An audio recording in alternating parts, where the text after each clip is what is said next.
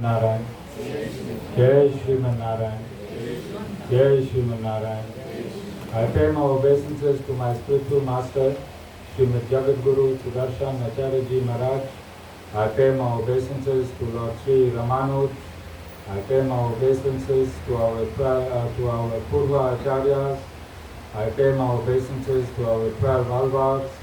I pay my obeisances to Mother Lakshmi. And I pay my obeisances to Lord Shriman Narayan. I welcome all of you here physically at the Sri Narayan Dham in Durban, South Africa. I welcome those that are watching this discourse locally, nationally and internationally. And I welcome in advance those that are going to be watching this discourse when it is posted on YouTube and the various groups from around the world subsequently. Before we start our chapter 1, verse 1, I want to pay a tribute to a friend of mine who left his mortal body yesterday, Molana Riaz. I met Molana Riaz in 1990. He was a young boy who decided to become a Molana. I met him when he had just started life, and I had the privilege to meet him when he was not a wealthy man.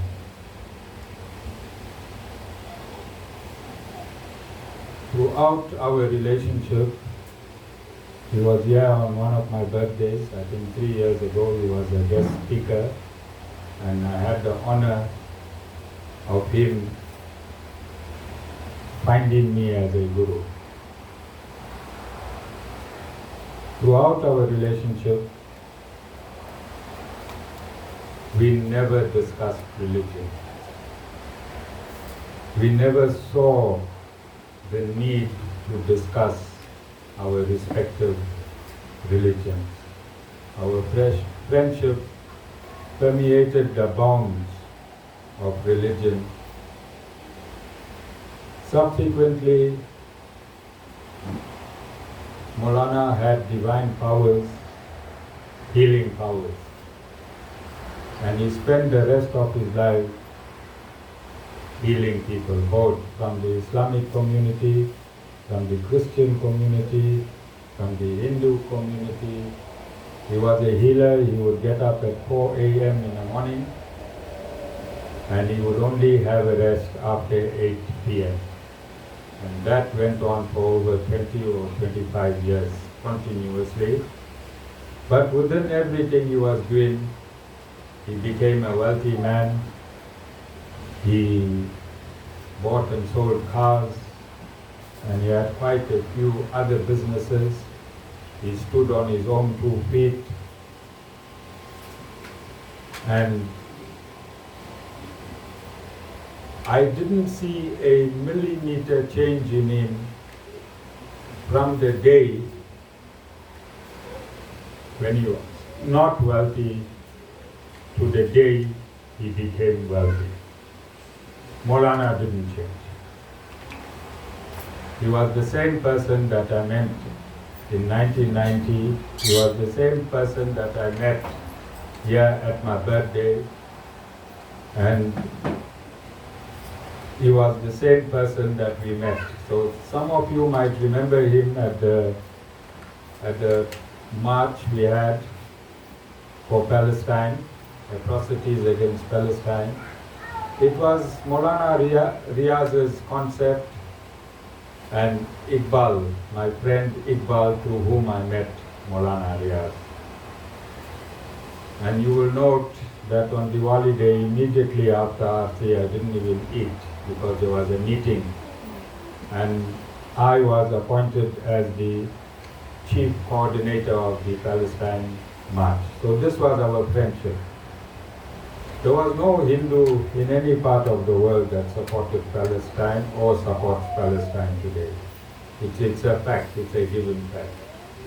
But I supported Palestine for the atrocities against Palestinian women and children, not for the whole Palestine and Israel conflict. I segmented myself, our ashram was involved because there were atrocities against Palestinian women, children, and the elderly. And Molana Riaz was authentic in what he did. It wasn't easy to put up such a big event in such a short time.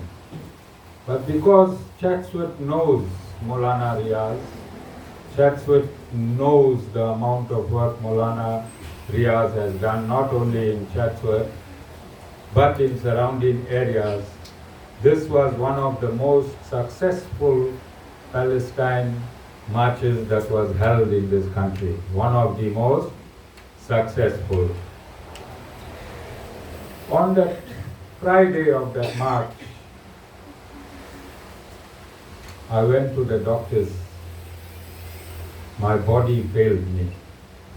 And the doctors found that my sugar was 24 and my cholesterol had shot through the ceiling. On that Friday, on the Sunday was the march.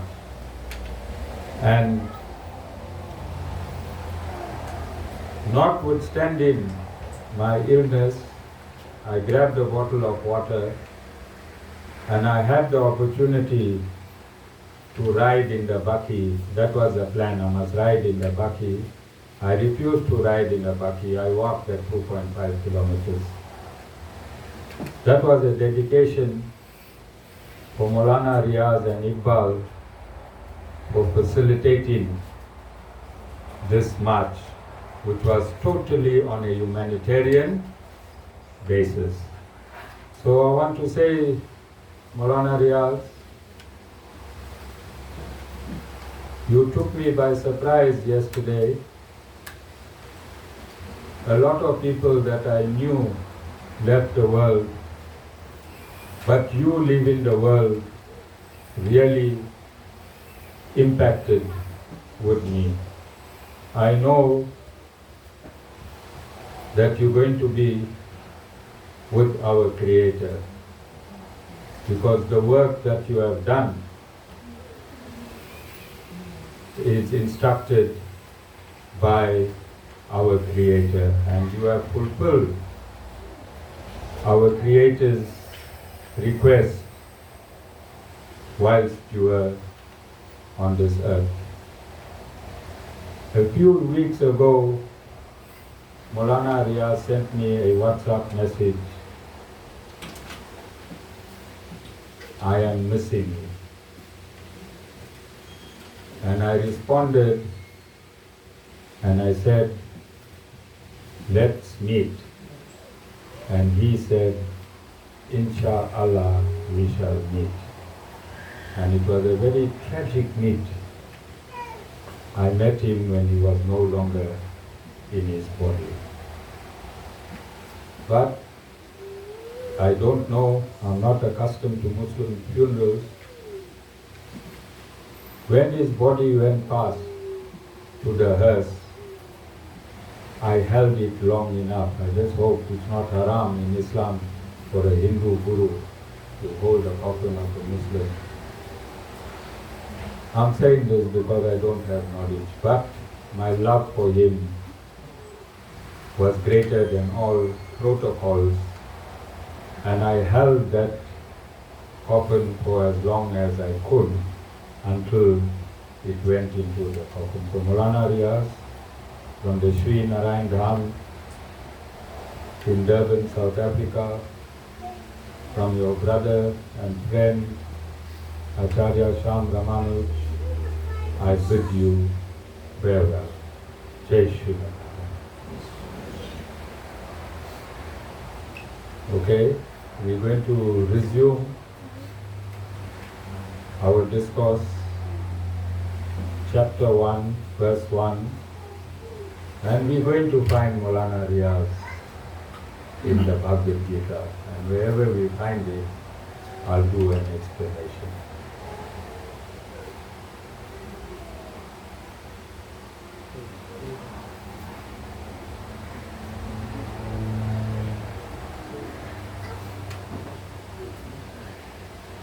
Shrimad Bhagavad Gita Prathamodhyayah Arjuna Vishada Yogaha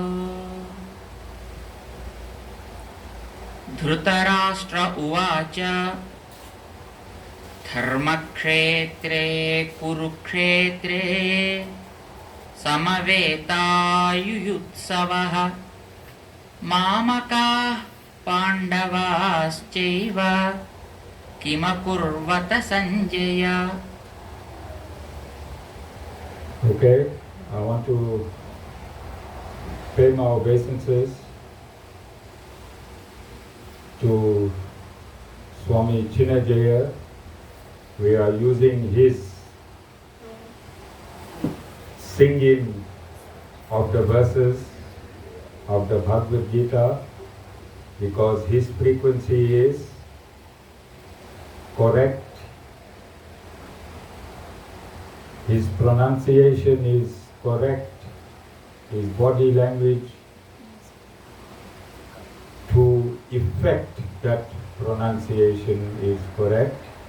But I'd like to put a disclaimer both on the singing of Sri Chinajaya Swami and the verses of the Bhagavad Gita as explained by Lord Sri Ramanuj, that wherever I make a mistake which I do not want to do, it would not involve either Chinajaya Swami or the original explanation of the Bhagavad Gita by Lord Sri Ramanuj. So I said this first verse, which was sung, and now I'm going to read.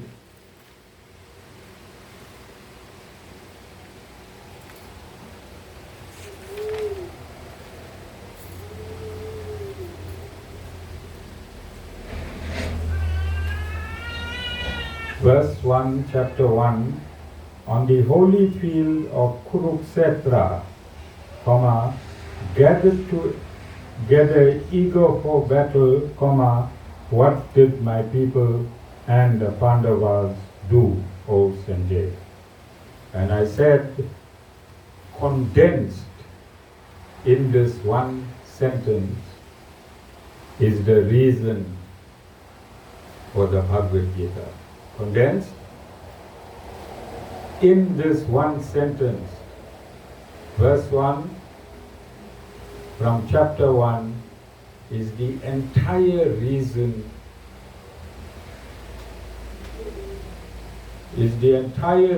why the Bhagavad Gita was spoken.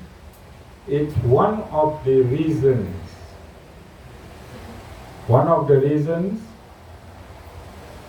for Lord Sri Krishna to take his birth.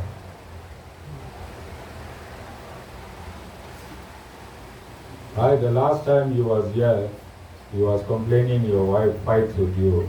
Now you can't even sit without her, yeah? You all remember last time you complained that his wife fights with him? And now instead of taking a seat away from his wife, he made sure you go and sit next to his wife. Alright? I'll find that in the Bhagavad Gita. Okay. I said it is a necessity to sit next to your wife. Alright? Avir and Ashmika, you can see where your land is.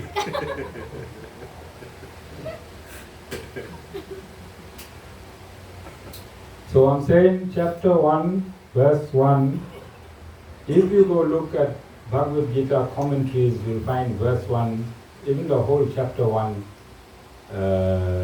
is not comprehended or it's not explained comprehensively, but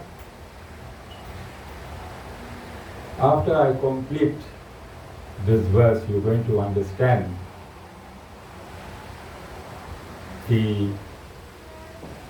how important verse 1 and chapter 1 is.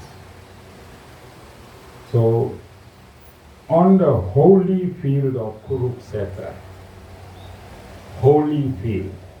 What does holy field mean? Sorry? Sacred ground. What does sacred, how does a ground become sacred? Who makes the ground sacred? And? Narayan and? No, you. Holy field. God pinpoints a holy field. You have to go and do your austerities and penances on that holy field. Yes or no? And it is your energy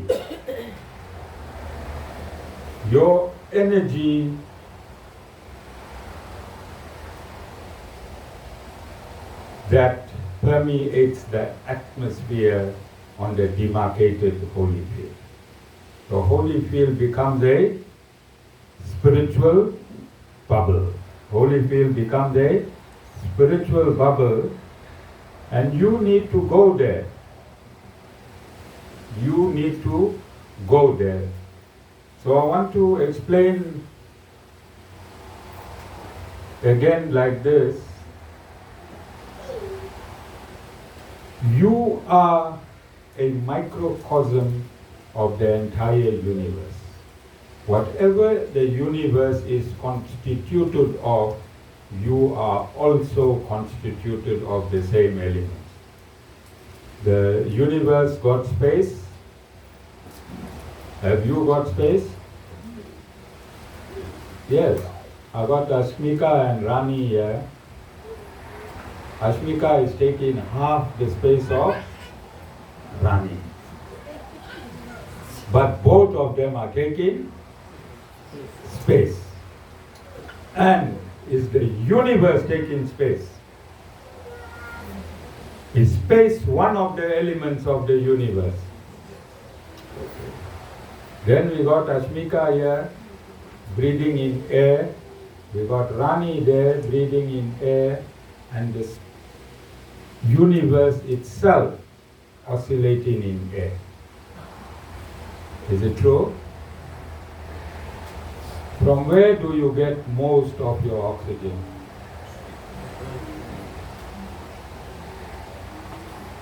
From? Can't hear? I want you to research. Guru is saying from the sea. Guru is saying from the sea. Most of your oxygen comes from the sea. 80% of your oxygen comes from the sea. Because if you are living in the desert, how do you get the same oxygen that a man gets in the forest? If it was coming from trees. And we have some very huge deserts in the world, don't we? So you understand why you need a guru?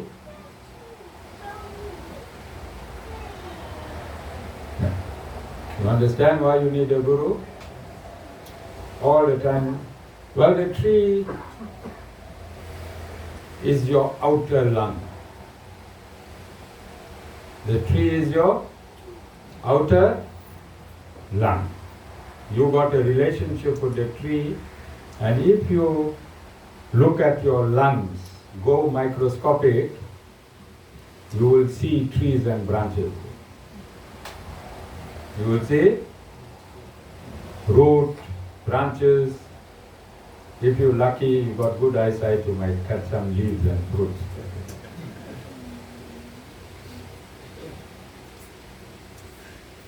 If you don't have good eyesight, go see Shanita. She works for an optometrist. You can change your eye. But if you still don't believe in all that, come and see the Guru. Guru will give you divine eye, like how Vedavyas gave Sanjaya divine eye to see far. Why you think we don't want to give you divine eyes to see far? For now, why you think we don't want to do? No Guru, that's why. No. You make so much nonsense when you can't see. How much more nonsense you'll make when you can see? Imagine Rani at work, she can see Norman at home, how he's relaxing on his settee, legs up, watching TV all day while she's working. Now she can't see, she bothers, but not too much. Imagine if she had him on a big screen. You think she'll be able to do a company's work? Rani? How many minutes of your company's work you'll be doing if you had Sanjaya's eyes? Now you see why God never gave ordinary human divine eyes. With non-divine eyes, how much problem you have, Rani? How much more problems you'll have with divine eyes? You understand? You think God was intelligent in curtailing your vision. Jessica? And Satish, same story.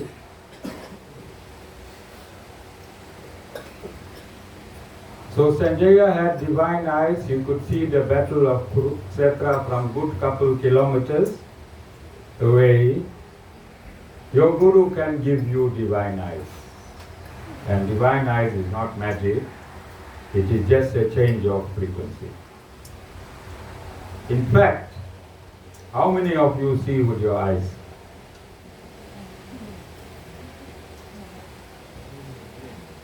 You see through this? Do you see through your eyes or you see through your brain? Can't you? Brain. Yeah, transcribing team. When I ask these questions, these are scientific questions. I want you to research. I want you to research and put a scientific reference. Because I said I'm explaining the Bhagavad Gita scientifically. I'm explaining the Bhagavad Gita through my personal experience. I'm explaining the Bhagavad Gita through the experience of my country. And I'm explaining the Bhagavad Gita international experience. This is the categories we're going to. So whenever I go, so when you're doing this part of the discourse, you will ask Google, do we see with our eyes or do we see with our brains? And you will ask Google to give you scientific references on how you see with the brain and do a small summary. So can you see right at the beginning of the Bhagavad Gita? Already we are diving into science. Can you see we're diving into science? Because who does science belong to? Science. Physical science, mathematics, biology. Does it belong to professors and universities, or does it belong to the Creator who is finding it to professors and scientists to the university? Are scientists making discoveries, or are scientists finding what God has provided already? Like Jan van Riebeck, when he came to South Africa, he said, I discovered South Africa. Did he discover South Africa, or South Africa was there already? Do you understand it? Huh? Like how they discovered America. Who discovered America? Christopher Columbus. Did he discover America, or when America was already there, people were already there, they invaded America? They invaded. All right? We're going to discuss all of this. It's part of chapter 1, verse 1. Chapter 1, verse 1. But we want to know why they say holy field. Holy field.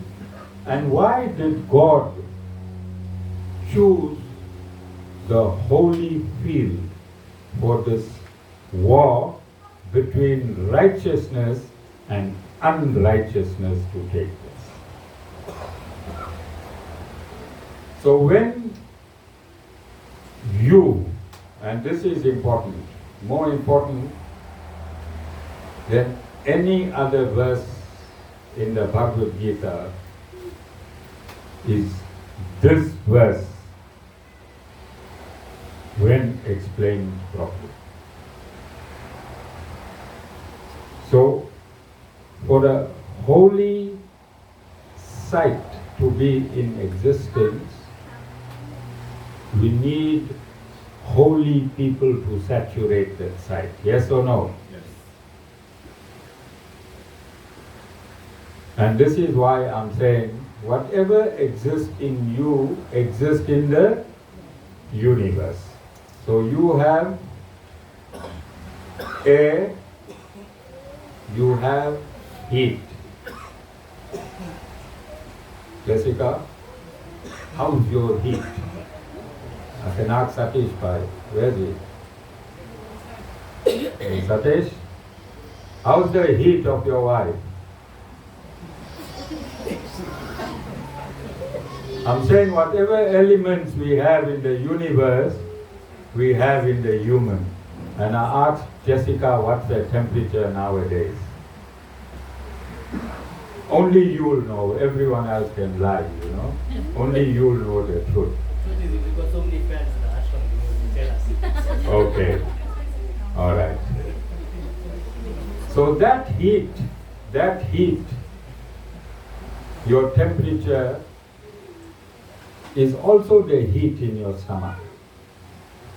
You have heat in your stomach, which runs around 38 degrees at any given day,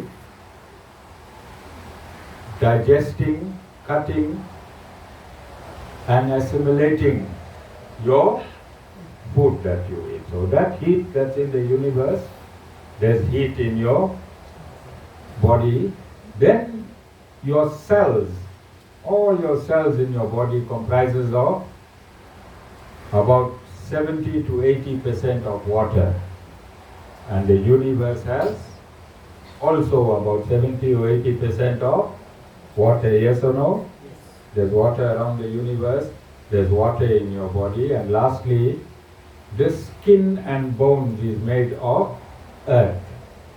So you have sand, you have rocks, you have stones, and you have sea, and you have skin, and you have bones. They all made of the same element called earth. So you are a technology. This universe is a technology, both created by one creator. You have to wrap your mind, you have to pay 100% attention to what I'm saying, otherwise you're going to lose the game in the first round. And we have couple thousand rounds here. If you lose the game in the first round, your subsequent attendance of satsangs will be of no value to you,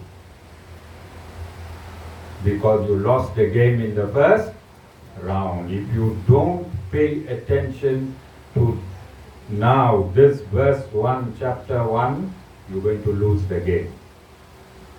Then don't blame me. After 2 years when I finished the Bhagavad Gita, 99% of the people are already living in Vaikunt consciousness. And you saying, Guru, what happened to me? I attended all the satsangs. I attended all the satsangs. So let me explain to you. You can live in this ashram, you can put your bed, you can eat here, you can go to toilet here, you can bath here, but you'll never become spiritualized if you didn't allow your mind to come into Sat Gun. Only when your mind leaves that mode that you are currently in and come to Sat Gun, you will stay as you are. Ashram is not a washing machine. Ashram does not wash anything. Your mind is your washing machine.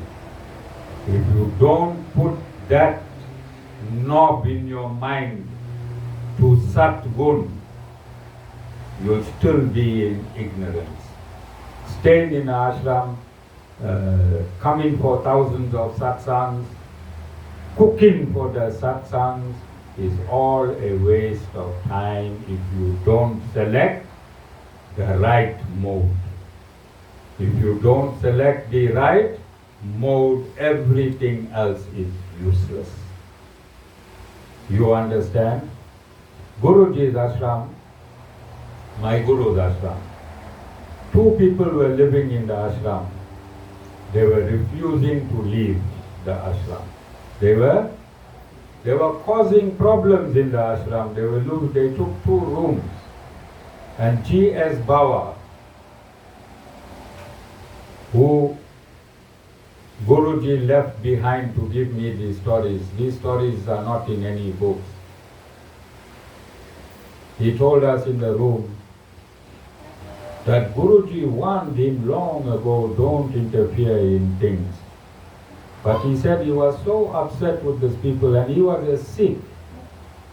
His anger was in his nose. At the age of 82, he should make me shiver in the ashram there. So, and I'm a military man. Then you can imagine how much of anger this man possessed. So he said, I wanted to put a snack in the room. I was about to put a snack in the room. And it took us, I don't know if Mataji remembers, it took us a while to interpret that he wanted to put a snake in the room. He said he was going to put a cobra in the 2 rooms for these people to go away. They were there for a long time and they were causing nonsense. So what does that teach you? If you have a demonic mind, even if you stay inside the ashram, your demonic mind won't change automatically. Your demonic mind won't change automatically. You have to change your mind. So what Guruji did, a lot of gangsters used to come to Sri Siddhartha ashram. A lot of gangsters come here, a lot of funny people land here too. It's a nature of humanity, is it not? So Guruji went in the mind of those gangsters, brought them to the ashram, and these people got a terrible hiding. I think they ran out of India, the amount of hiding.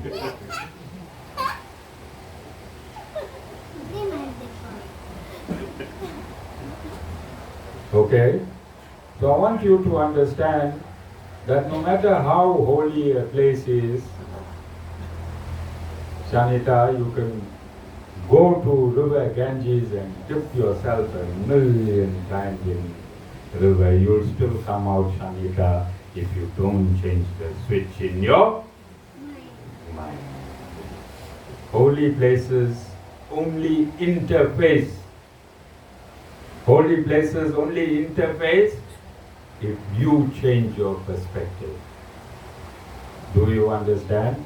If the holy place is in the mode of purity, in what mode must your mind be? Your mind must be in the mode of purity to interface with that mode of purity, and then only can you saturate that place with spirituality. So again, the Supreme Lord is supreme because he is perfect. He is supreme because he is perfect.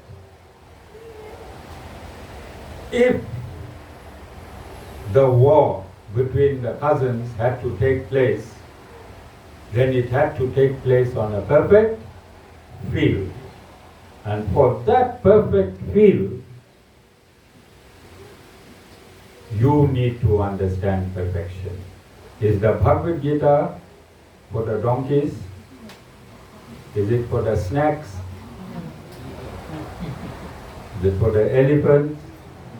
Is it for the trees? Who is the Bhagavad Gita for? Then the human being need to know how this holy field and how the human being can interact. Because we are told, go to holy places, your karmas will be washed away. B U L L. So I've seen people going to holy places. I never saw their habit change. And as long as your habits are demonic, how can your sins get washed away? Before your sins get washed away, your habits need to change from demonic to divine. From demonic to divine. Do we have an example of that? In our scriptures, do we have an example? Valmiki. So the Bhagavad Gita can bring the Ramayana in. The Bhagavad Gita can bring the Ramayana in. You can reference the life of Valmiki. Who was Valmiki initially? Who he was? He was a robber, he was a murderer, he was a liar, he was a thief. And then he met his guru. Then he met his guru. Who was his guru? Narad Muni. So my boy knows. You just say Narad, he say Muni. Alright? The rest of you all should be looking for a rope. 6-year-old boy. If you all didn't know, Narad Muni was the guru of Valmiki, I can direct you all to hardware store. Okay? 6-year-old boy. Okay? So Narad Muni asked him one question. Again, it comes to chapter 1, verse 1. It connects to chapter 1, verse 1. Why was Narad Muni killing, stealing and robbing? To feed his family.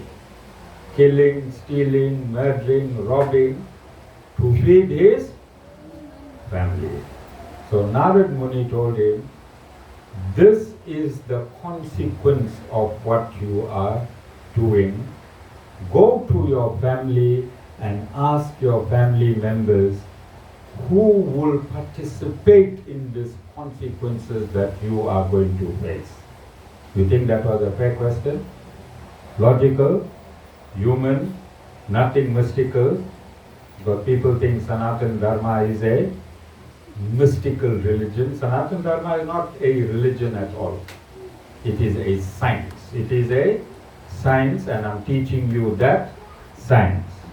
So when he asked his family members, who's going to assist me in this punishment, who's going to take what amount of punishment for the acts that I have committed to sustain, maintain you. He had nobody. And he was dejected. He was dejected. Avid, won't you be dejected if you have to provide for your wife and she doesn't want to share in your punishment, if you did it unlawfully? So naturally he was dejected, and he was given the mantra. He was told by Narad Muni to repeat the name of Ram. Rama, Rama, Rama, Rama, Rama. It will cleanse him. But because he was so corrupted with negative energy, his tongue couldn't say the word Rama. And he had to say Mara. He continued saying Mara, Mara, Mara, Mara until it looped into Rama. He was given the opportunity to write one of the greatest epics on the Supreme Lord. He was given the opportunity to write one of the greatest epics on the life and teaching of the Supreme Lord, Lord Ram. Valmiki Ramayana is the original Ramayana that must be read by those that are following me in the Shri Sangha. The Ramayana by Valmiki. So what happened to the consciousness of Valmiki?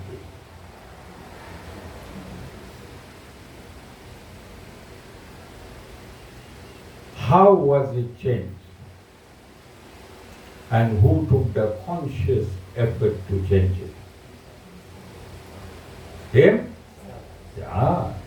So sit here and dream on that because you in the Sri Narayan Dham, because you in the presence of Acharya Shyam Ramanuj, things are going to work out hundreds. I had one chairman, he thought just by being with me, he'll be a multi-millionaire.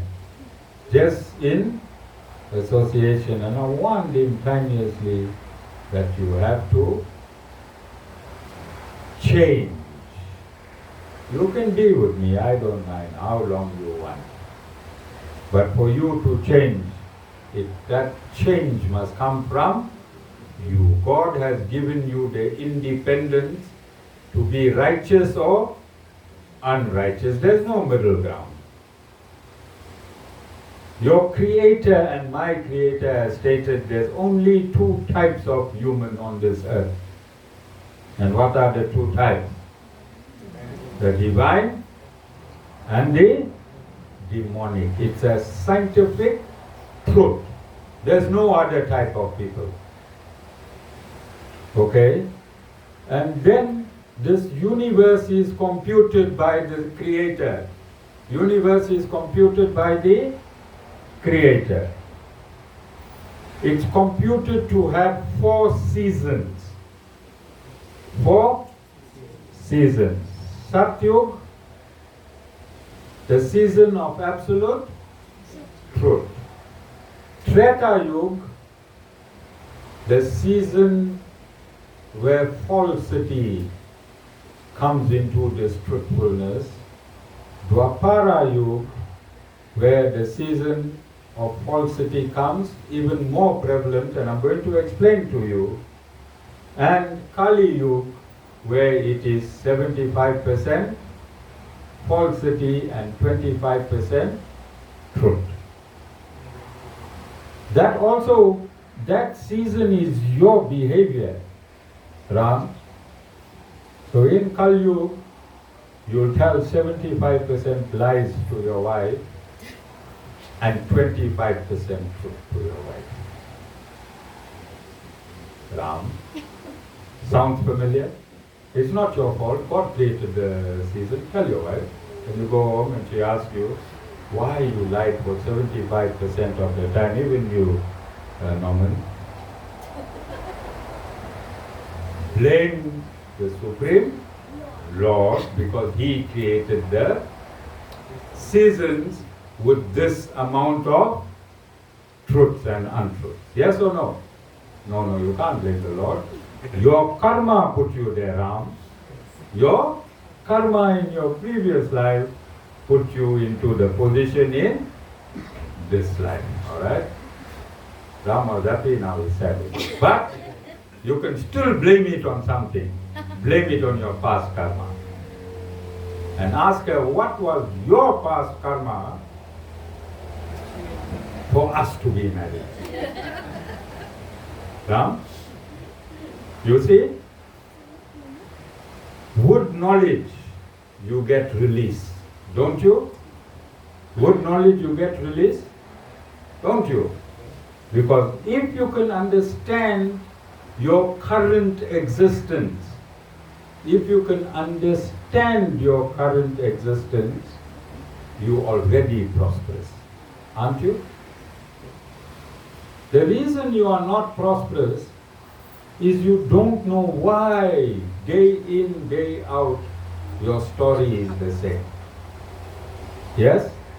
But if you know why your story is the same, what are you going to do? Now you got nobody to blame. No human got anybody to blame. If you are the story, then what you going to do? Change the script. Because if you write in the story, you was the author of the story, now you acting in the story, you can't blame anyone else. How can you blame anyone else in the story that you wrote for yourself and you acting in it? You don't have an external author. You are the author of your story that you are living in.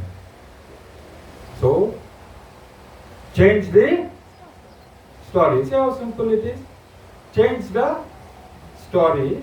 When you change that story, and this is where the field of righteousness comes in, because only here you can change the story. Only when you become righteous can your story change. If you do not become righteous, your body is calibrated at birth to live the story you wrote. Your body is calibrated at birth to live the story you wrote. To change that story, your body is calibrated that if you perform ethical and moral conduct,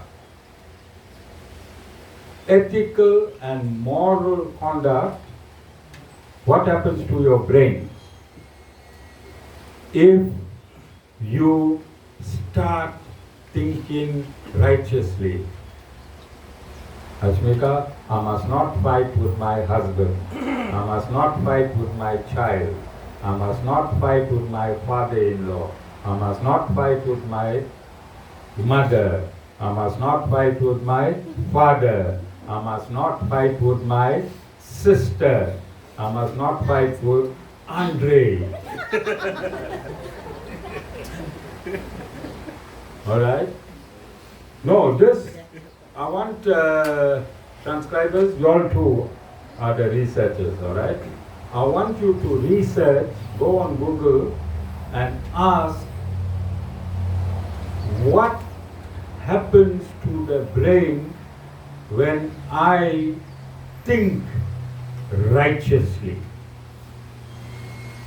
What happens to the brains when I think righteously? So when you think righteously,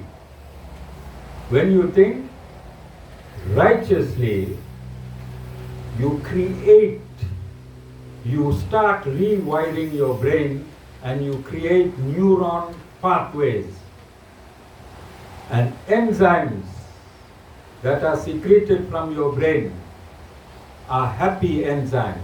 What's the name of the enzymes? Okay, when you get the names, put it. I don't want to look very, very great here, alright? I'm just a dumb guru. Okay, I don't want to argue with you on this one.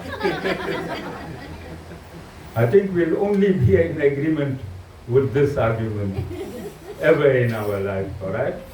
And you'll win this argument only. All other arguments you're going to lose. I'm telling you in advance. Alright. Okay, you understand? So when you think morally, when you think ethically, when you think righteously, then inside your own brain, which has been calibrated in right thought to secrete enzymes that make you happy and create a pathway with your neurons. And create a pathway with your neurons where you can change your story.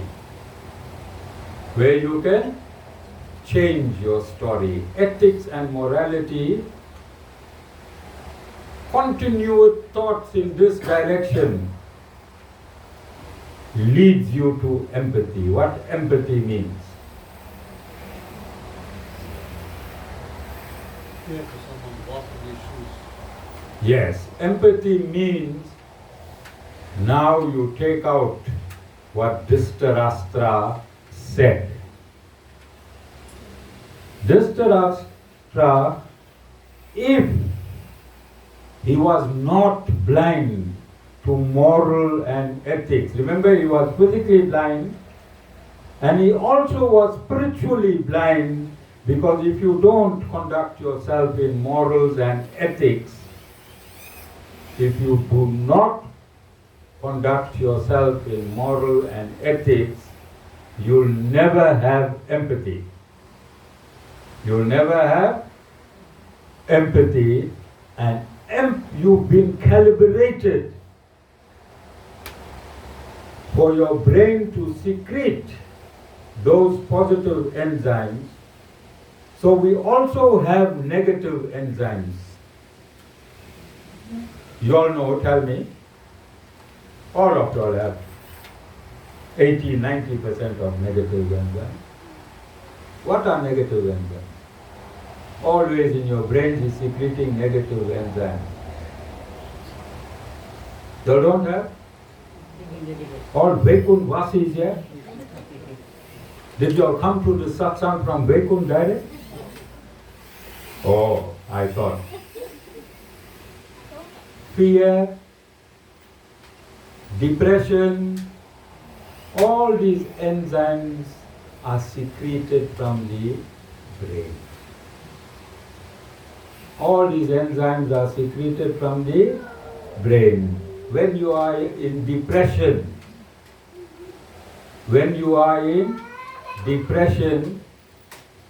for you to come out of depression, you need righteous thoughts. You need righteous thoughts. And righteous thoughts are ethics and morality. That's where it starts. When positive enzymes are being secreted by the brain, what happens to the negative enzymes? It starts decreasing. Alright, I hope my research people do this properly. I want a proper summary on this aspect, because this is part of the Bhagavad Gita. It's the very first sentence. It's the very first sentence of the Bhagavad Gita, and it's dealing righteous field.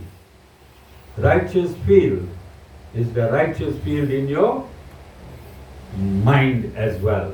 So we're going to look at the practical Kurukshetra, and we're also going to look at the Kurukshetra in your head. And God, oh God, Shanita is laughing. Inside Shanita's head there is about 10 Kurukshetras. Shanita, how many Kurukshetras in your head? If Dhritarashtra had 101 children, you got 408 Kurukshetras. And how you change? Kurukshetra in your head, Dharma Kshetra in your head. What is this information telling you? And I'm saying don't lose it here. You lose it here, you lost the whole Bhagavad Gita. It's telling you that your mind is a place of pilgrimage. Is it not? Is your mind not a place of pilgrimage? When the brain secretes these positive chemicals, when the brain secretes these positive chemicals, is that not a place of pilgrimage? When you think in right, when you have empathy, when you say, I don't care about my own, I care about others. That is called empathy. When you don't care about yourself, you care about others. That conduct, if Dhritarashtra had that conduct, the Kurukshetra war would not have taken place. The war in your mind won't take place if you say, my Avil, my father-in-law, my mother, my Ram father. That's inviting Kurukshetra full force. As soon as you remove the word my, as soon as you remove the word my, you become a divine person. You become a, do you understand? Because my, see this Kurukshetra? Dhritarashtra wanted his sons to be the emperor. He didn't see the ethics and morality of his sons being the emperor. Because it was his, because it's yours, you bypass all laws. Yes or no? Is it not a common human error that we make? If that person's son did that, then it's unlawful. If your son did that, give him a break in a day. Mistake. Yes or no? Are we not living in total contradiction all the time? And that is the contradiction that is bringing disharmony in this world. Is it not? India, Kashmir, Pakistan, Israel, Palestine, South Africa, apartheid, and all this not in chapter 1, verse 1 of the Bhagavad Gita. Do you know why I am saying that the Bhagavad Gita is your scientific manual on how to live in the world? It's not a religious manual. It got nothing to do with religious. Has it got anything to do with religion? Does it fit in every human being? Do you have a righteous and an unrighteous Christian? Do you have a righteous and unrighteous Muslim? Have you experienced it? Do you have righteous and unrighteous Jews? Do you have righteous and unrighteous Hindus? Do you have righteous and unrighteous whites? Do you have unrighteous and righteous blacks? Do you have unrighteous and righteous sand? Yes. You have experienced it firsthand? Yes. Okay, Ashram was quite loud here. Alright? And do you have righteous and unrighteous colored? So does the Bhagavad Gita as a mathematical equation fits perfectly in every race and every religion? Does it fit perfectly in every race and every religion? So it can't be a religion. It has to be a science. And it has to come from your Creator. It has to come from your Creator. Your Creator. Who created your brain? Okay, first of all now, whilst we are at this point, all of you all take a deep breath in and release. Take a nice deep breath and release. How many of you controlled the breath that you took in? How many of you sent it to where it's supposed to go in your body? And how many of you released it as carbon dioxide, knowing at which point the oxygen went in and which point it was converted into carbon dioxide, how it was converted into carbon dioxide, and how it was released from you? How many of you?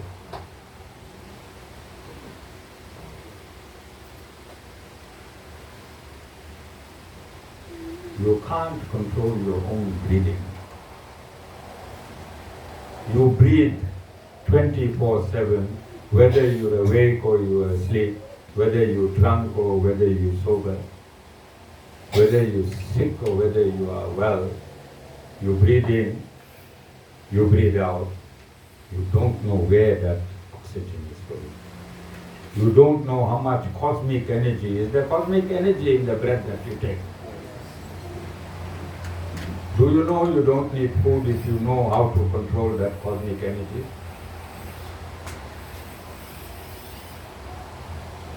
Do you know that energy is enough to sustain you for 300 to 400 years?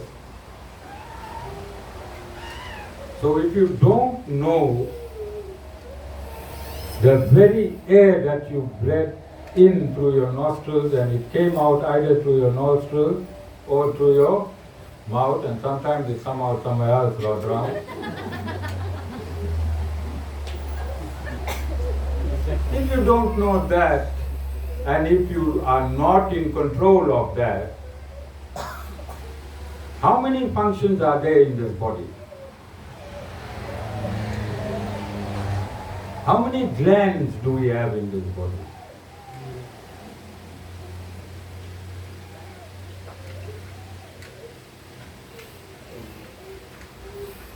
How many glands do we have in this body?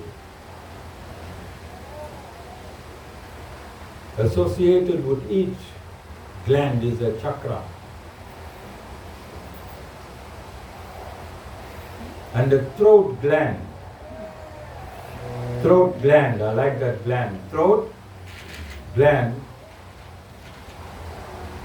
thyroid gland. Shivani, you don't know about the thyroid gland. Huh? You know about the thyroid. There's a chakra associated with the thyroid gland that when you tell lies, it affects that gland. Jessica, did you have an operation of the thyroid gland? Can we deduce the quantum of lies that went through that throat, because lies affect that throat? Anyone who has a thyroid problem, it is the amount of lies that went through that throat. No, it's a exact truth. Science can only give you medication for thyroid. Behind the thyroid, there are these portals which science can't explain. They'll never explain it. They want to see the chakras. They can't see it.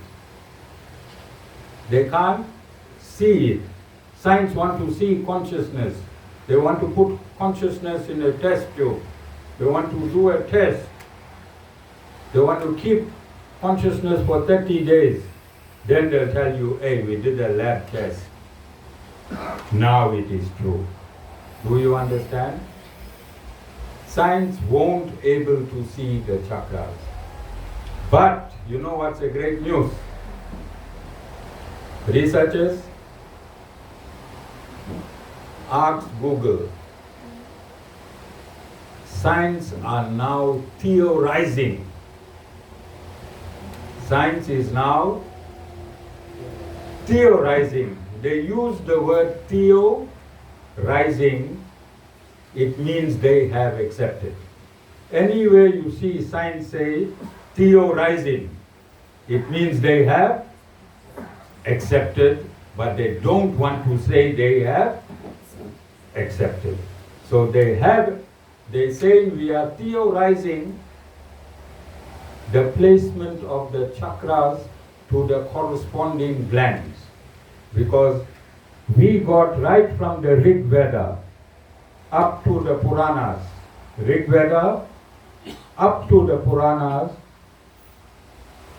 proper description of the chakras and what they do at each point. And how they influence the glands. So science read that, they saw that, and they saw medically. Although they're not going to connect the dots, that's why you need a guru. What the guru does? Connect the, and also puts a beautiful, look at my dot. Alright? Guru connects the dots between material science and spiritual science. Okay? Can science answer how these functions are taking place in the body automatically? You see, AI had to be created and computed for AI to do its work. Yes or no? It had to have a superior consciousness to compute it. As I asked you, you took the breath in and you breathed it out. How many divisions that air breaks down as soon as you take it in? Science does not know. But the Creator's manual tells you that it breaks into 10 divisions. 5, and then another.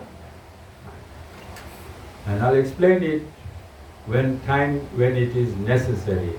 But I'm bringing in this to show you that your Creator calibrated your body. Your Creator calibrated your body. What is not seen does not mean does not exist, and you can't trust science for everything. Because what scientists are doing, the vehicle is already there. Scientists are taking the wheel cap out and seeing how the wheel cap was made. Then they're taking the wheel nuts out and seeing how the wheel nuts were made. Then they're taking the engine out and they're seeing how the engine was made. But we already have that manual. For this human body, for this universe, we have that manual.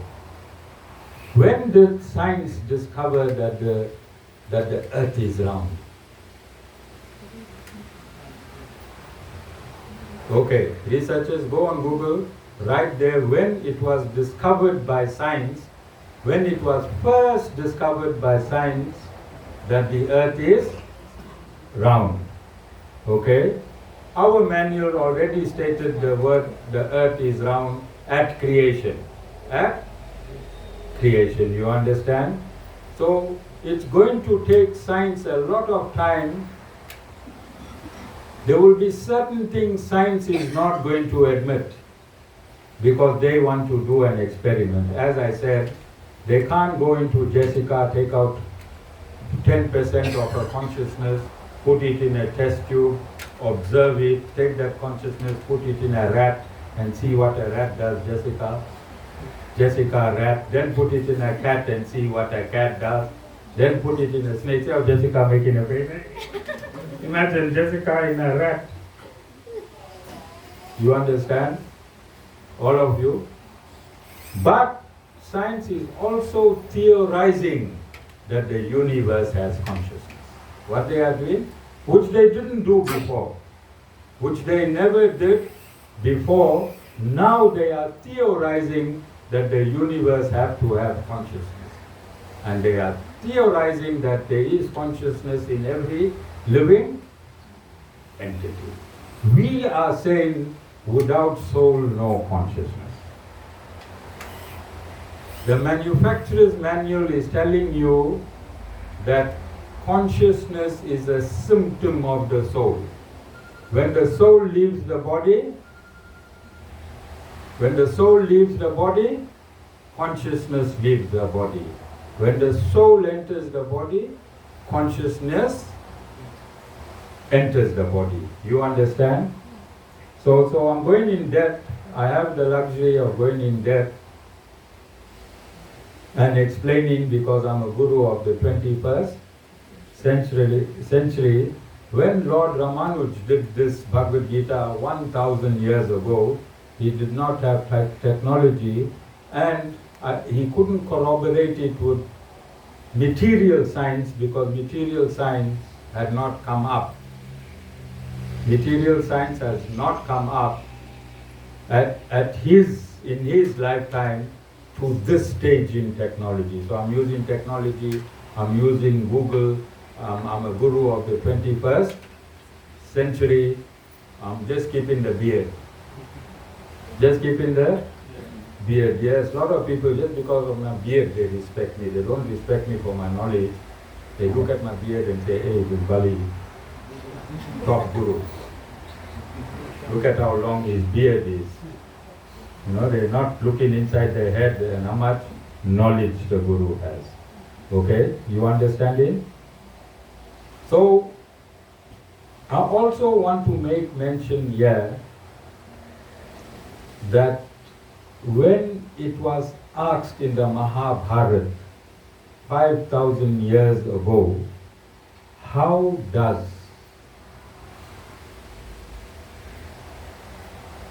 planet Earth look from space? How long ago? 5,000 years ago in the Mahabharata it was asked, how does planet Earth look from space? It was said, an upside down rabbit with 2 people tree leaves. Upside down rabbit with 2 people tree leaves. It was Lord Ramanuj 1,000 years ago drew an upside down rabbit with 2 people leaves, and that is the first vision of our planet, which is exactly the world map.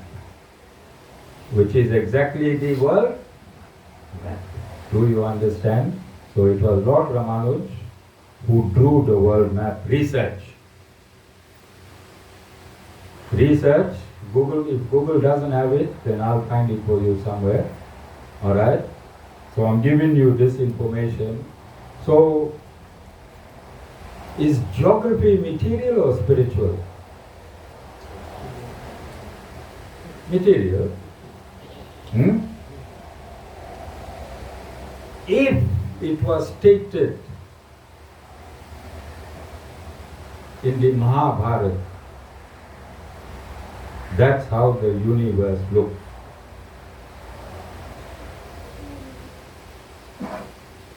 doesn't that confirm that all knowledge belongs to God? Whether it's material or whether it's spiritual, all knowledge belongs to God. You got it? The Guru is sharp? Nah, stupid Guru. No. Okay, thank you, I like that. But I want you to say it like how you should fight with your mother. When your mother tells you A, then you tell your mother, no ma, B. I want you to tell me in that tone. Devaska, when you hear the tone is right, give me a thumbs up. Alright? Okay, so we're going along this discourse with the absolute truth. This is why I said discard any Bhagavad Gita that comes behind a philosophy, because philosophy is man-made. Philosophy is man-made. Any Bhagavad Gita that's from a guru who's in a particular philosophy, throw it away. You're going to hurt yourself. Okay, see, I'm doing this on live. I'm not recording. I'm doing this live. And I'm doing this live because whatever I'm saying is authentic. Whatever I'm saying is authentic. Anyone can catch me out anywhere in the world. This discourse is broadcast live. Do you understand? And this is what I'm saying. Any Bhagavad Gita making a bold statement that comes through philosophy, throw it away. We all know Mahatma Gandhi did a commentary on the Bhagavad Gita. If you find that copy, throw it away. Do you know Mahatma Gandhi said Bhagavad Gita is non-violence? Where is the Bhagavad Gita being spoken? Where? How can it be non-violence? Lord Krishna told Arjuna, kill them.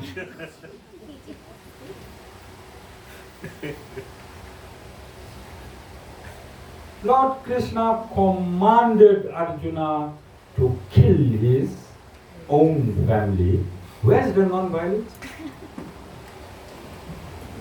Do you know, because of that interpretation of the Bhagavad Gita into non-violence, gurus stopped influencing governments in India.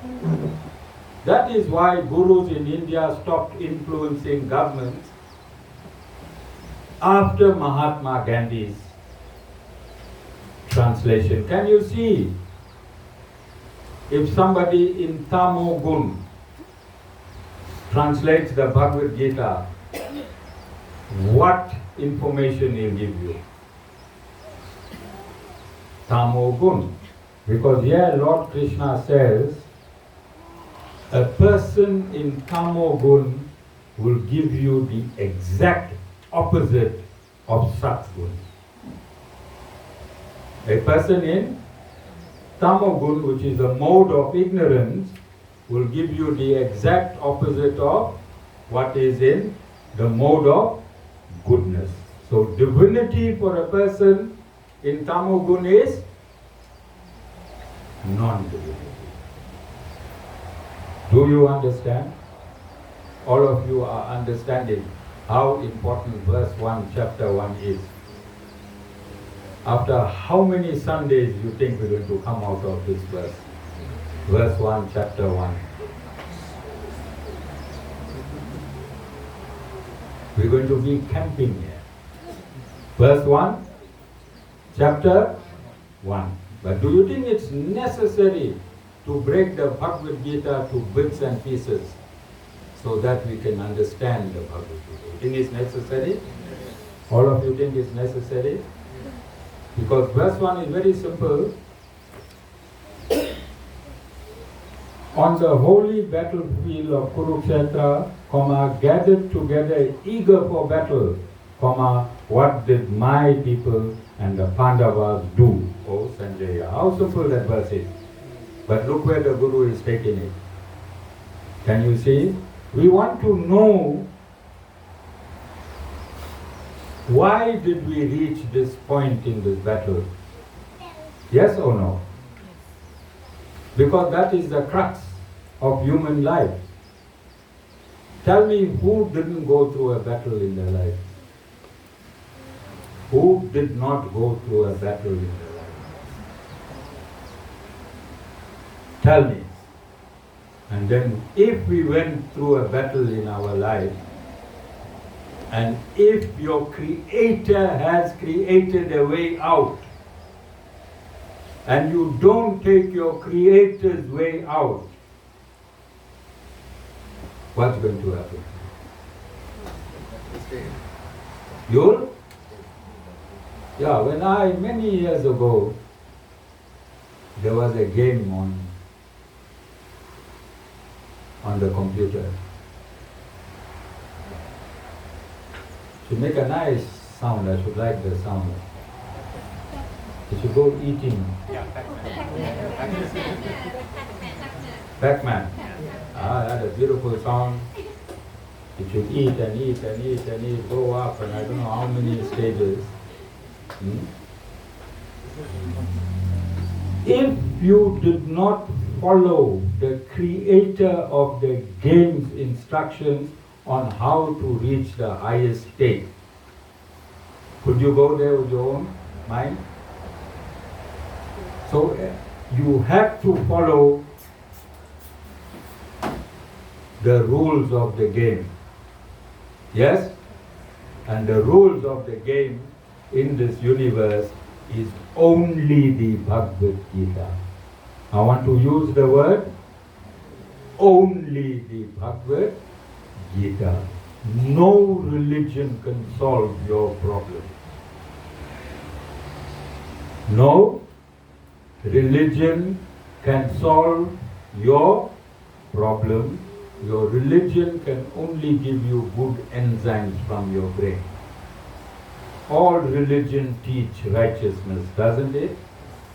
But which religion can solve your problem?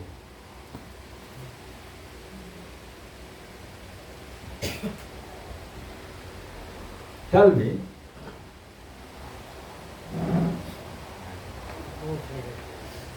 Irene, how many halwa puri prayers you did in your life? How many thousands of kilograms of flour we waste?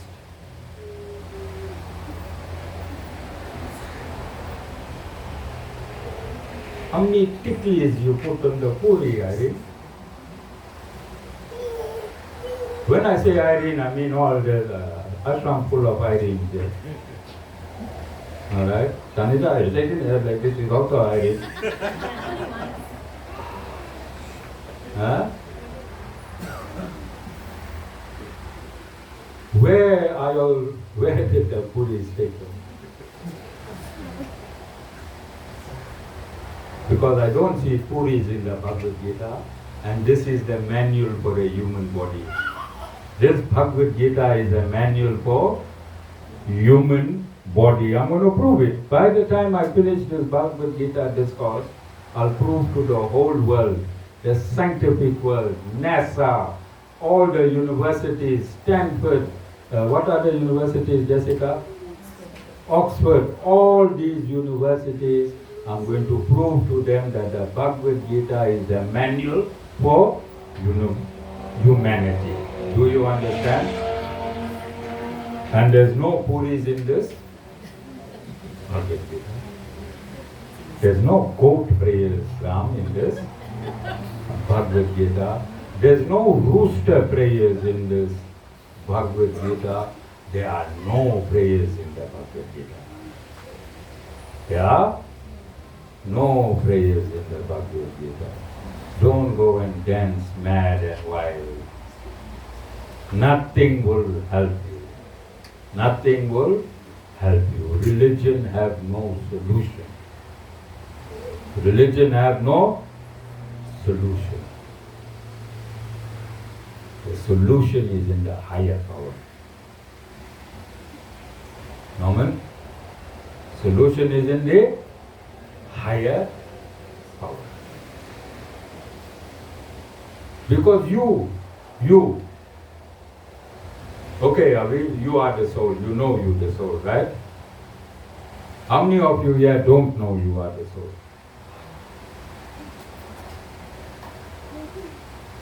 You know you the soul, the Guru told you you the soul, right? Trace your breath.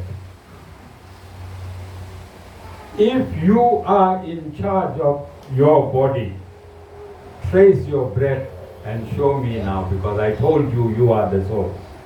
So now you handle the breathing process. You handle your breathing process. I told you. You are the soul. You own this body. You didn't know. Now you know. Sort out your heart rate. Do a research there. How many times the heart beats in 24 hours? Then you as the soul, Trisha, make your heart beat. Stop your heartbeat and show me, Trisha, how you stopped your heartbeat, and then make it beat again and show me. Alright? I can make your heart beat fast, Trisha. I can show you one photograph of somebody you knew here 3 years ago. But you can't stop, your heartbeat cannot be controlled by you. Yes? So you can't control your breathing. How many times? Right, I want you all to control your own heartbeat 100,000, okay, 50,000 times, because half the time you sleep.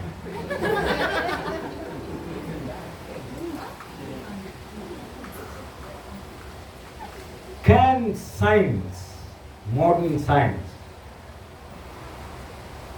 explain how the heart beats? How? Who is the initiator of the heartbeat? Who is the controller and the supervisor? You see, in this ashram, we got a maid and we got a boy.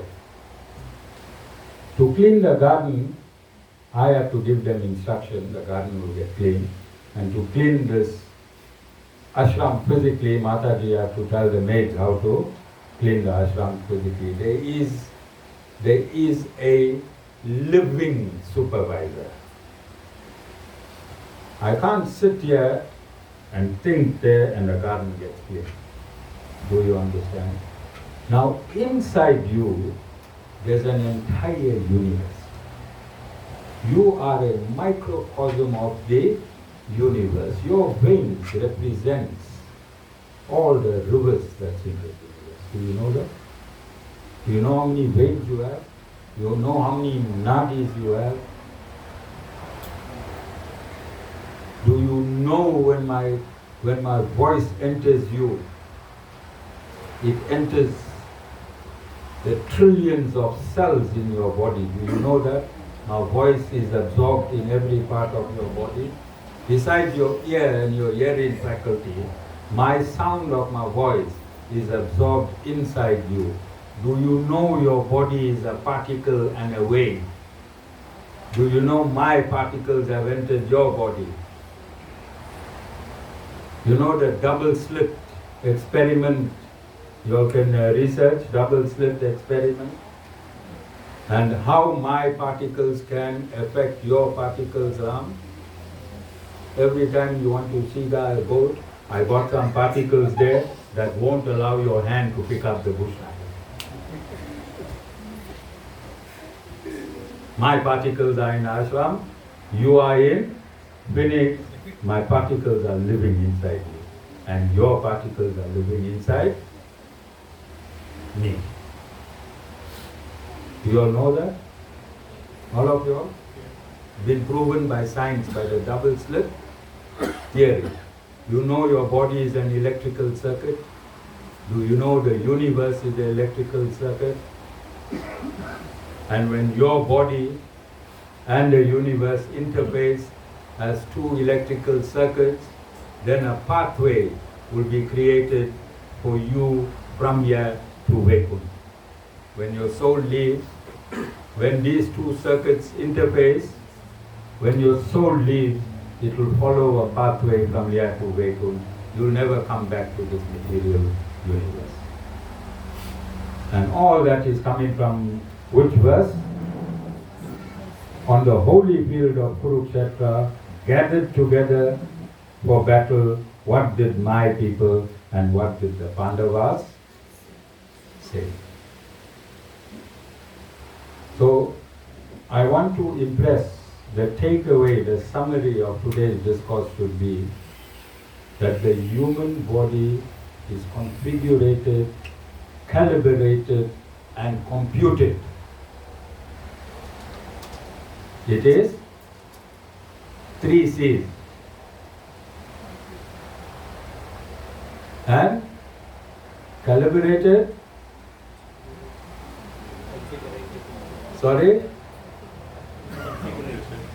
configurated, calibrated, and computed by the Creator.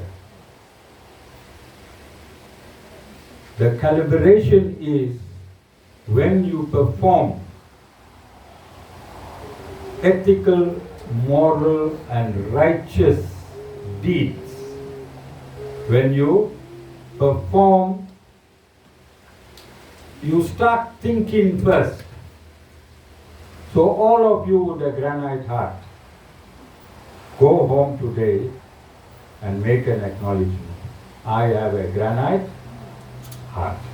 First make an acknowledgement. Acharya Shyam Ramanuj, you are my Guru. As much as I love you, I have a fleshy heart. My heart is granite, the hardest of granite. Then you say,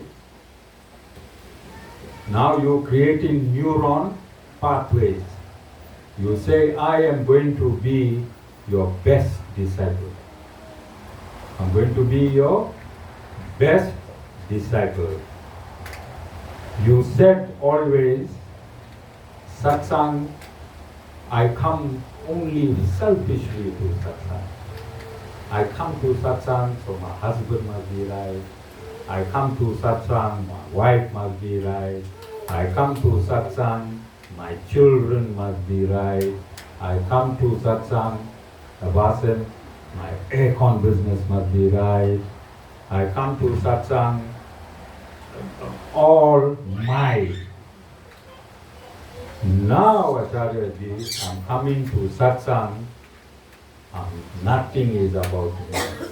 I'm coming to satsang for doing seva.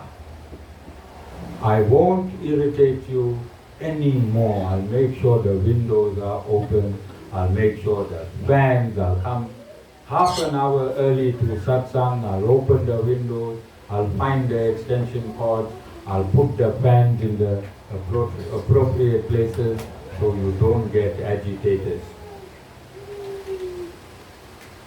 Because you come only for your things, you don't even notice how hot it is here, that you can die in suffocation because you come only for your things. Now come for other people's things.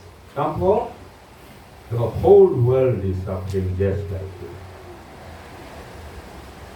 You are not the chosen ones to be suffering. Whole world is suffering just like you. Come here to alleviate the world's suffering. Say, Acharya Ji, I'm going to help you to alleviate the world's suffering. In that alleviation, naturally my suffering will.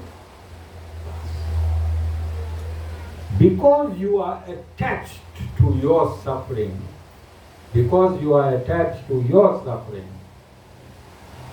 closing the empathy for others. You're closing the empathy for others. When you surrender to the Guru in the morning, Surrender your wife, your husband, your business, your salary, everything surrender it to the Guru. And just live your life.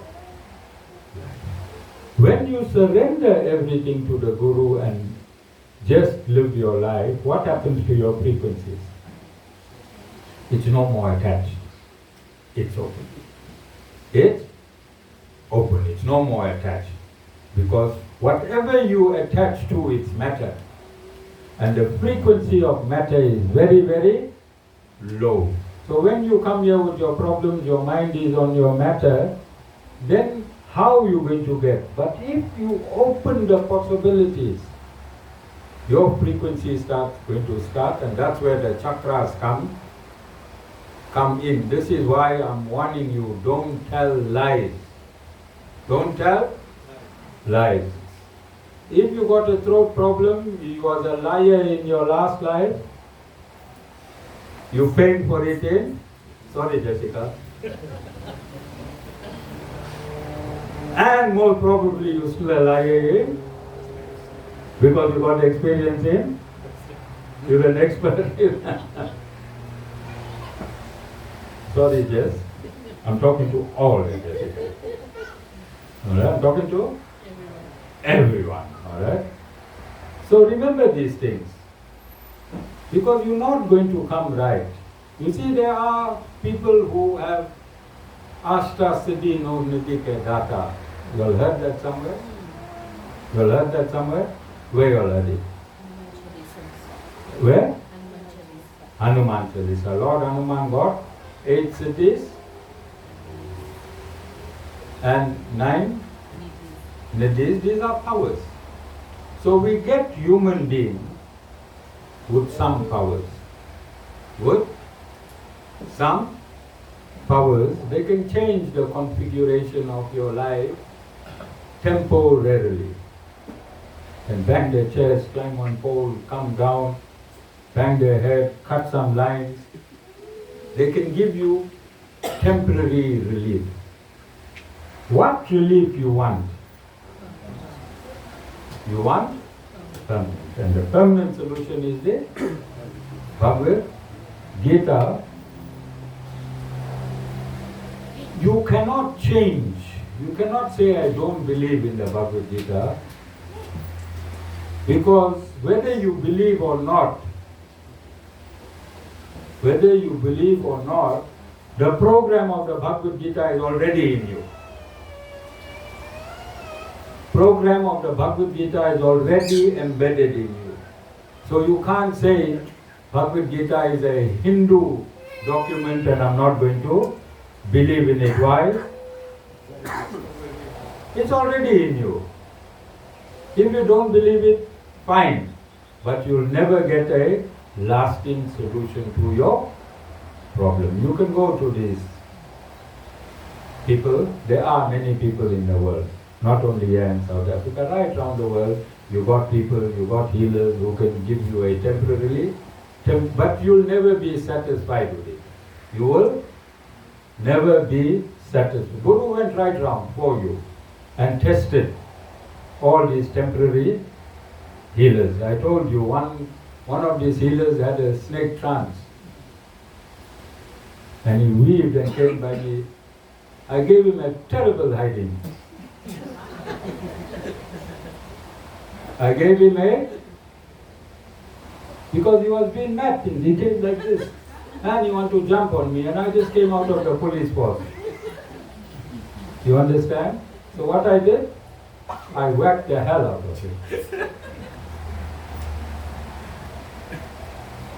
So Guru did these things for you. I went to another lady, and she cut a live fowl on my head with the blood dripping on me. I'm just saying, we've been to these places, we know the story, we know these things. So when I sit here, I don't sit in judgment. I sit in understanding. Perfect understanding. What understanding? I may make thousands of mistakes in my lifetime before I'm going to close my eyes and go meet my friend Molana Riaz. But I'll never give you imperfect knowledge. I will never give you imperfect knowledge. So your duty is to take my knowledge and your duty is to use it. Okay? So I said that I'm going to relate this verse to me. I'm going to relate this verse to the Guru. There are some verses that won't be relatable. And those verses that I can relate, then I'm going to give you a brief understanding on how I fit into the Bhagavad Gita. Because I said the Bhagavad Gita is in you, Bhagavad Gita is in me. My life experiences will actuate the Bhagavad Gita in you. Because the Bhagavad Gita itself, Lord Narayan is not saying how he is in you, he is leaving it to the Guru to say how he is in you. So, let's talk of righteous principles. Because the most important takeout from verse 1, chapter 1 is righteous principles, and if there's no righteous principles, what will happen? There will be a war, there will be a physical war, and there will be a war in your head. But before I go there, quickly, in Satyug,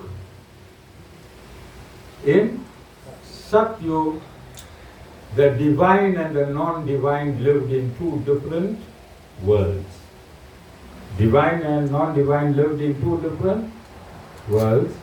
In Treta Yuga, they lived in the same world in different countries. In Dwapara Yuga, they lived in the same world, in the same family. There's two cousins fighting here. In the war of the Mahabharata, there are cousins fighting. In Dwapara Yuga, the divine and the non-divine lived in two families. In Kali Yuga, Trisha, in Kali Yuga, divine and non-divine is inside your head. Divine and non-divine lives in the same person. So now we in Kali Yuga, and God is giving us medication for Kali Yuga, because in Kali Yuga the divine and the non-divine is seated in each one of us. Certain times we divine, certain times we non-divine. Our job is to remove the non-divine aspect of us. Are you understanding? In Mahabharata, because it was in Dwapara Yuga where the divine and non-divine was. In the same family, one brother was divine, Pandu, and he had divine children. One brother was non-divine and he had non-divine children. Their grandfather was the same, and the grandfather was Vedavyas, who compiles all Vedic literature. Beauty? You like it? Okay. Now, Shanita, you need to go home today. Take a spreadsheet and write how many actions of mine are non-divine. And write it down. How many actions of mine are divine, and write maybe 2 or 3. Write it down. Every one of you. Because what is non-divine action? Anger, hatred, jealousy, pride, ego. Ego means I'm right, shut up and listen to me. I'm right, that's ego. Sanita, have you ever said that a couple 100,000 times in your life? Right. So that spreadsheet is going to be, I don't think we'll have paper on this earth if we have to print that spreadsheet. Okay? Are you all understanding? All of you understanding? This is so, I'm now going back when I was born, alright? So my mom told me this many times, and I believe my mom 100%. In fact, it is because of her I'm seated here today, alright? So my mom told me when I was 6 months old, and when she used to take me to the clinic, And when I saw children crying, I would be suckling on a breast. I would remove myself from suckling on a breast and make an effort, make a gesture which she understood that the crying child must now take that. How old I was? 6 months. This should be the opening of my biography, don't you think? So Lord Narayan has a reason to stop the biography because let's do it the right, authentic way. And this is the authentic and spiritual way. This will be the opening of my biography. Those of you that's going to be involved in the transcribing, we will determine at which point in the transcribing how much of my life must be in the Bhagavad Gita explanation, because we don't expect general people to go deep into my life. So you can do a summary and reference it to the biography. You think that's a way we should go? So at 6 months, it means I was born with divine principles. Yes? It means the Guru was born with divine principles, because at the age of 6 months, I had in Hinduism, Shanita, they say Maya and Daya. You heard Maya and Daya? Ram, you heard Cyril? Maya and Daya. So from that age, I had pity for others, that I could sacrifice my own milk. Okay? So this was my dharmic principles embedded in me at birth.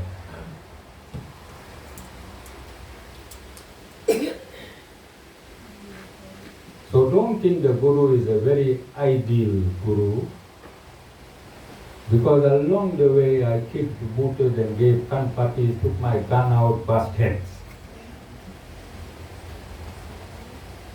Alright? I was a policeman. So I did a lot of nasty things along the way. But I'm going to say it as we go to the relevant part of the Bhagavad Gita. I'm going to bring in the good life and the bad life. Good life and the bad life. You understand? All of you? Okay. When in 1978, during the school's boycott, Norman, I don't know which part you was there, 1978. 1976, somehow I missed it. I saw on TV.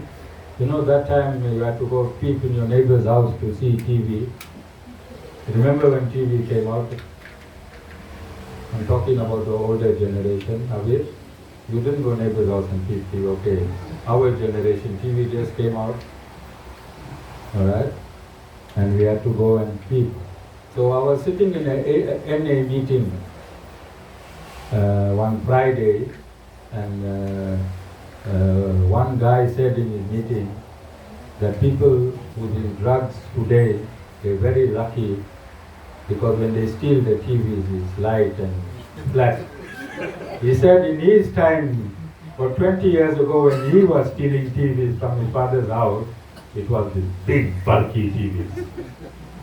So I'm talking about that time. So 76 I missed. I must have been about 12 years old. But 78 I was in Sastry College. Trisha put her son in Sastry College. She wants him to become a guru. I was in Sastry College, and we had the national school boycott. And it was on that day that the righteous principle consciously awakened in my body, and I became an activist. So I should come in the first 3 in school, all the way, right from there, right up to standard 8. I was the best grandson and nephew in the family, because I should bring prizes from school. So all my mamas, my mummies, my grandparents, they all bought me presents. School holidays, I should go somewhere.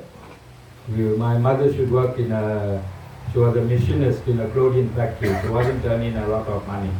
School holidays, December, I should go stay somewhere. And when they bring me back home, they should buy a school uniform for me. Okay? My best friend at that point in time was Nailan Besesa, Dr. Nailan Besesa. Currently he's in New Zealand. His father wrote the maths textbook, the syllabus, when I was still in school. Alright? So he used to bring 2 lunch. One for him and one for me. That because I had a single mother that was taking care of me, and I was poor.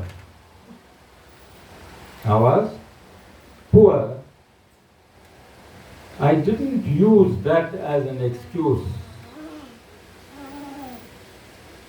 I said, because I am poor, because I have a single parent, I'm going to show this world with education.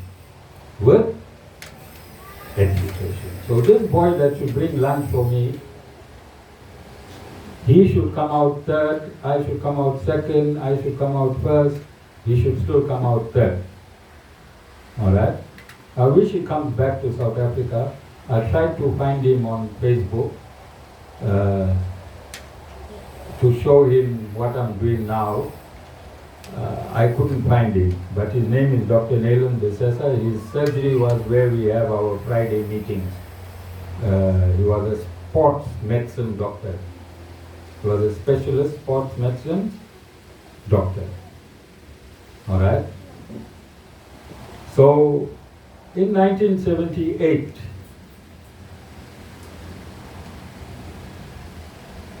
Standard 8A, as soon as I picked up enough information on the reason of the school boycott,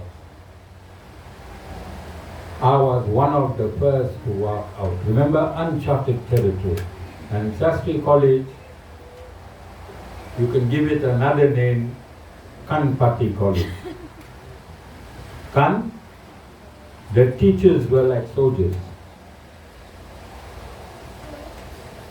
If they came in the class and you just shook like this, they'll call you. Each teacher had its own special Kanpati, own special sounder. One teacher, a Muslim teacher, Jessica, he'll make you bend and he'll hit you sideways with the ruler on your buttocks, but he won't go far. He had mastered a skill, just 10 centimeters. One hit and you jump in, Anu. 10 centimeters, that was his skill. So all of them came with their own skills on how to whack the hell out of you. This is why we were straight. Our homework were done, assignments done, everything done, because when you go to school, you don't mess with these teachers. They didn't care. And if they felt you didn't have enough, they'll take you in the principal's office. Principal will double what the teacher is supposed to give you. I remember once we were spinning coin and gambling, and they caught us. And they made me take my shoe out. They took me to the office, they made me take my shoe out, and they gave me one with the cane. I went sliding because I was wearing my socks under a couple tables. I don't know where I came out with that one hit, alright? Thank God they stopped further assault on me. But this is what the discipline was. And I wish this discipline is there, because you're going to get more gurus in the world, alright? Just joking, but today a learner is telling the teacher what to do. This is how much Kali Yuga has come in. Today the learner is telling the teacher. So I was one of the first to walk out in this environment with assault by teachers. I took a great step forward, don't you think? In this environment, Jessica, and I was one of the first to come out. This is because of righteous principles. When you are embedded with righteous principles, you fear nothing. And your life means nothing. And your punishment means nothing, because you have that empathy. That's where I learned that our land, our country was usurped. I felt that pain that our country was usurped. I said, doesn't matter. I loved my education. I loved maths. I loved physics. I loved biology. I did S7. That was the first year we did S7. I'll just find out the date, researchers, when the 1978 schools boycott took place. Find out the date, which month. Because I loved this scientific course that I took. All these things I was happy with, but I was prepared to sacrifice it for my country. I'm 14 years old. I am 14 years old. I'm doing the best cause. I loved my education. I did assignments in advance. I did thousands of compositions. I liked impressing my teachers in every subject besides Afrikaans. For some reason, I couldn't understand Afrikaans. Because in English you say, I hit the dog with the stone. In Afrikaans you must say, I hit the stone with the dog. That laid in the forum, I just couldn't get it inside. Just couldn't get that laid in the forum in my head. And I left it. That one subject I just managed. I'll write 10 compositions for Obstel and I'll bahat it. And then I'll just find 3 or 4 words that links in that Obstel and I'll hit one of my Obstel. That's how I made it in Afrikaans, alright? So I'm giving you this background for you to understand this very first verse. Yeah, if you are born with righteous principles, or if you cultivate righteous principles along the way, you'll be able to give up anything for the absolute truth. Do you understand? So I came out in the school boycotts. We had Sastry College, Gandhi Desai, Orient High, and Girls High. 4 high schools in the same area. 4 high schools in the same area. We used to have our sessions in Orient High. How many of you remember Orient High? Hall. Have you all been in Orient High Hall? Big weddings, upstairs and downstairs. Upstairs and downstairs. How many people could fit in that hall? My wedding, I don't know how many people. My wedding. You are so interested in Bhabi, the way you're going to count people. Huh? You just waiting for Bidai, where you going to count? Where you going to count? People, it's alright, there were about 2,000-3,000 people there.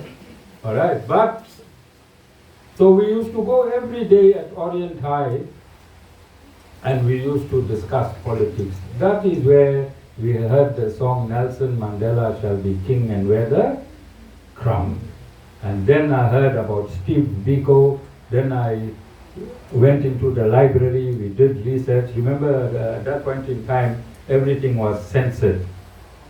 Apartheid government had everything in place, everything was censored. Wherever I could get knowledge on apartheid, on racialism, I took this knowledge and we presented it at these talks. So we used that Amandla Awetu, our first study day in Orient. And we had some senior people, university students that used to come and give us information. Alright, I know everyone is hungry. This is a very, very long story, but I want to cut out this part. So, Shastri College had only boys. Shastri College had only boys. And when we mixed with girls, one of the boys had an experience with a girl.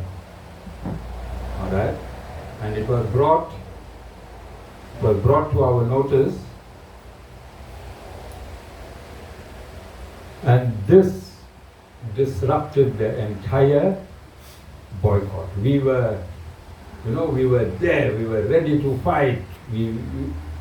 There was this euphoria, and this incident killed this euphoria. So on a Friday, they asked me to prepare a speech on the weekend and to reconcile and read that speech. They gave me a framework where when I give the speech, I must be able to bring the boycott back into its status. So I wrote a speech, I think about 5 pages of that manuscript.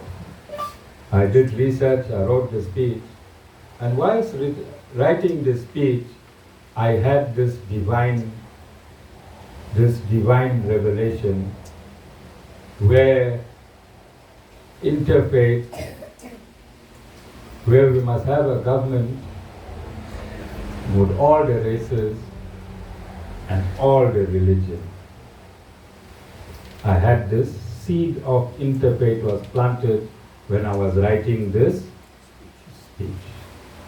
And 43 years later, I opened my own ashram, and I was the first to bring interfaith to that level. After 43 years. So when I went to read this speech, remember, when you are in the audience, the stage looks. Norman, you was in the audience recently, and I heard a clip you spoke about your guru too. When you in the audience, the stage looks small. When you on the stage, so after the incidents, we separated the girls and the boys. So the first maybe 10 rows was all the girls from girls' high. And then other girls and all the boys were in the back. And those of you besides high, he was too consumed with Adi to see how big that hall was. Everyone else, those of Prakash, you know how big that hall is. So I took that pages of speech that I was reading from. When I looked there at the sea of humanity, my page started shaking. And who's watching? Who's in the first 10 rows? Girls. Do you know how embarrassing it is when your speech is shaking and girls are looking at you? Can you imagine what trauma I went through as a 14-year-old boy, as an activist, for my country to be liberated? Can you imagine? So I had to read this speech. I had to steady my hand and read a sentence fast, or 2 sentences fast. When the shaking started, Malin, I don't shake anymore, don't be happy, your father-in-law is a scary father-in-law. No, I don't shake anymore, I'm a militant. So, to read the sentence properly, I would stop. Then when my hand steadied, I'll shoot 2 or 3 sentences. Then it's shaking again, then I would stop. So the same friend, Nelan Bisesa, I wish we could meet him. So when I met him, he went to Gandhi Desai when we went to high school, and I went to Sastry College. But we were in the boycott. So he told me, after the speech, we met outside, and he told me, hey, you spoke just like John Foster. Because the Prime Minister, John Foster, that's how we should speak. 2 or 3 sentences and stop and make you sink in. I didn't do it for sinking in. I did it for unsteady hands. Okay, I'm going to stop there. But I want you to understand again the field of righteousness, Norman. I'm always impressing on the field of righteousness. Because once that field of righteousness is activated in you, you travel to empathy. And once empathy is activated in you, Jessica, you travel to oneness. So field of righteousness, right thought, ethical thoughts, moral thoughts will open your brain, your neurons will open a pathway and recalibrate your brain from where it is into empathy. Empathy will lead to oneness. When you are in oneness, you forget about yourself and you care for everyone else. And when you are in that state, then God becomes your servant. When you are in that state, then God becomes your servant. And if you got God as your servant, who owns this universe, what work can't be done? Do all of you understand? So don't waste time. Don't waste time coming to satsang and not practicing and opening that. It's called neuroplasticity. Researchers, what's it called? Yes. Did Lord Krishna in the Bhagavad Gita discuss neuroplasticity? Yes. So this is your scientific manual. Guru is breaking it down with his life, with South Africa, with all of that, because people like stories to understand.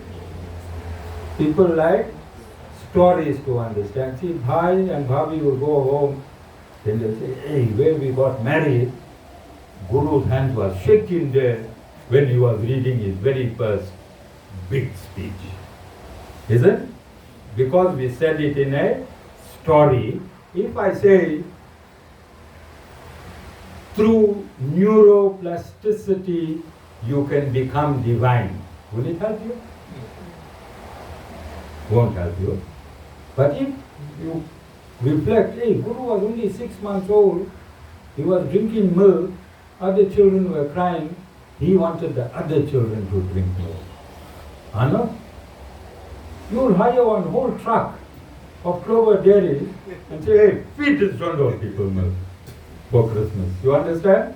Because if your Guru can do it, Anna, you have to do it. Guru did it, you have to do it. So you understand? So you are, I'm going again. This is the most important part. You are calibrated for divinity. Your karma is keeping you in non-divinity, yes? Change your mind. You only have to change your mind, nothing else. Don't change your clothes, you're the same person. Don't wear nice kurtas and Punjabis and come to the ashram. You change nothing. You change nothing. Change the mind. Switch it from tamogun to satgun. Or if you are in rajogun, switch it from rajogun to satgun. When you are in satgun, you enroot all your problems. Your manufacturer will solve, but your mind have to be on that end. All right? Drinking Ganga Jal won't help anyone. But drink Ganga Jal with your mind in Satagun, even if you got cancer, will go away. All of you understand? So what we say, what's the takeout here? Your body has been calibrated by your Creator. You have to follow these paths. You have to become ethical. You have to become moral. You have to become divine to have eternal prosperity. There's enough time. If you don't make it in this lifetime, if you pass away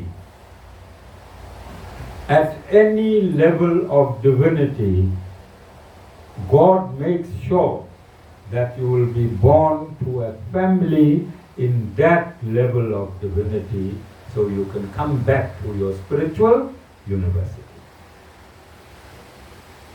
So don't be in a rush, and don't think that if you pass on, then you have to start from fresh. Spirituality never starts from fresh. It starts where you left. Are you comfortable with verse 1, chapter 1? You're all waiting for a big boom, bang, how they fighting, arrows, bowstrings, all that, isn't it? Huh? Action. You all went for an action movie. You're finished off in a soapy. Yeah, you're finished off in a soapy. But this soapy will liberate you if you follow what the Lord wants. It's not what the Guru. It's not what the Guru wants. Just the words are here already. Holy field. Holy field is the holy land, and it's also your mind. Put it there. Now we're not in Dwapara Yuga. So what it has to mean? Because they say in Dwapara Yuga, the divine and the demonic is in the person, one person. So where the holy field in Kali Yuga will mean? Your mind. Alright? So kill that 101 thoughts. Neutralize your mind and push it towards the 5 Pandavas. Think of them. Anytime bad thoughts are coming, kill it. On which side is the Supreme Lord? On the side of righteousness. Who is he supporting in the Bhagavad Gita? He's supporting Arjuna. On which side is Arjuna? The side of righteousness or unrighteousness? So when you choose righteousness, automatically God chooses you. No contract. It is automatic. As soon as you choose righteousness, God chooses you. And if you don't want to give God any name, Norman? Higher power. Higher? So the first thing you're going to do today, the scientific lesson today, is that you know you are the soul, you're not the body, but yet you're controlling nothing in your body. You admit. It means there's another power inside your body making sure your heart beats 100,000 times in the 24 hours. There's a supervisor in your body, yes? There's another supervisor in your body? Because once you became aware, you can't take control of your lymphatic system. You can't take control of any system in you, yes? So it means that there is a management service in your body, a service provider. Avir likes this word. Service provider in your body. There's a service provider in your body taking care of all the services, which is higher than you. Which is higher than you. And you need to start giving gratitude to who?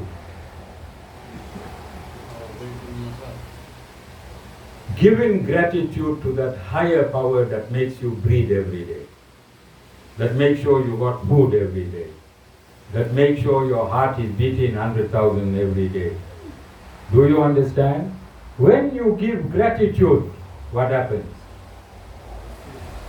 You connect to righteous conduct. Because now it's not me. I did this. I'm this great person. Now it's not me, because you know it's not you. I told you to try it out. You can't control your breathing how you did anything. Do you understand? So you give gratitude. You say to the grace of God that I give gratitude before I start service every day, don't I? Right? And it is through the grace of God that I have the energy to give you this discourse today. No knowledge can belong to me. I'm only a conduit for the knowledge to come to you. All knowledge is the Creator. Do you understand? So every day, give gratitude to your Creator. Whatever name you want to call it is fine. It is scientific. The enzymes or the chemicals that's released when you give gratitude is not on a particular name. It's on a particular emotion. Emotion is gratitude. Give gratitude, it's emotional, and the universe will respond to that frequency of gratitude. Do you understand? Has it got anything to do with verse 1, page 1? Everything. Because if there was gratitude in this universe, everyone gave gratitude every day, no need for Lord Krishna to incarnate. Jai Shriman Narayan.